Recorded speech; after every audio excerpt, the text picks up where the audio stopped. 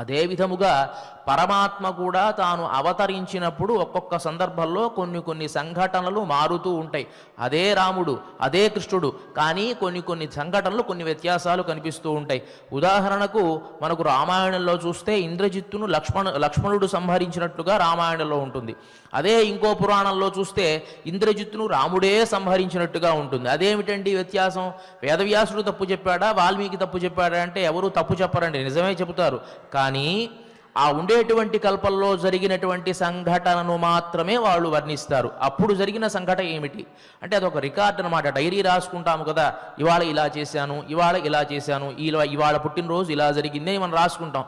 మళ్ళీ పుట్టినరోజు ఇంకా వైభవంగా జరగవచ్చు. అదే విధముగా పురాణాలలో కూడాను 18 పురాణాలు రాసినటువంటి మహానుభావుడు వేదవ్యాసుడే. ఆయన రాసినటువంటి పురాణాలలోనే ఇన్ని వ్యత్యాసాలు వచ్చాయి అంటే ఒక్కొక్క కల్పంలోనూ ఒక్కొక్క విచిత్రమైనటువంటి చేష్టలు పరమాత్మ చేస్తూ ఉంటాడు. ఇదే విధముగా జరగాలి అని ఏమీ లేదు.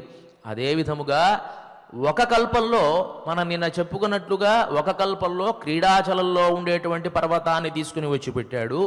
ఇంకొక కల్పంలో బ్రహ్మాండ పురాణంలో చెప్పినట్లుగా ఆ పరమాత్మ శేషుణ్ణే నువ్వు పర్వత రూపాన్ని ధరించు అని ఒక కల్పంలో చెప్పాడు. అంటే ఒక్కొక్క కల్పంలో ఒక్కొక్క విధముగా ఆ స్వామి చేసేటువంటి లీలలు అన్నమాట.